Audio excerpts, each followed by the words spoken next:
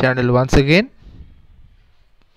যারা BEd 4th সেমিস্টারে উত্তীর্ণ হয়েছেন বা কোয়ালিফাই হয়েছেন, অনেকেই কিন্তু বিএড সার্টিফিকেটের জন্য আবেদন করছেন অনলাইন পোর্টালে, এবং একটি সমস্যা অনেকেরই হচ্ছে, এবং সেটি হলো ফর্ম ফিল আপ করার সময় অ্যাফিলিয়েশন যে বডি রয়েছে অর্থাৎ ইউনিভার্সিটির নামটা, সেটা অনেকেই কনফিউজ হচ্ছেন যে সেখানে কি আমি বাবা সাহেব আম্বেদকর এডুকেশন ইউনিভার্সিটি দেবো নাকি আগের যে নামটা রয়েছে সেটা দেবো।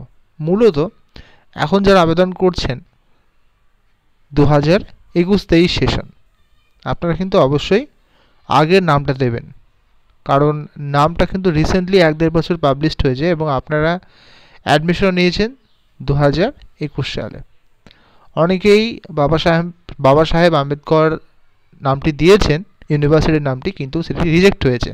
তাই অবশ্যই আপনারা আগের নামটি দেবেন, পুরোপুরি নয়, সংক্ষিপ্ত নাম WBUTTEPA আগের নামটা। এরপরে আসি বিএড সেকেন্ড সেমিস্টার রেজাল্টের কথা। কাদের? 2022-24 সেশন। অনেকেই কোয়ারি করছেন, সবেমাত্র কিন্তু আপনাদের পরীক্ষা শেষ হয়েছে। ডিসেম্বর মাসের সেকেন্ড উইক বা থার্ড উইকে আপনাদের যে প্র্যাকটিকাম এক্সাম 15 তারিখ পর্যন্ত শেষ হয়েছে।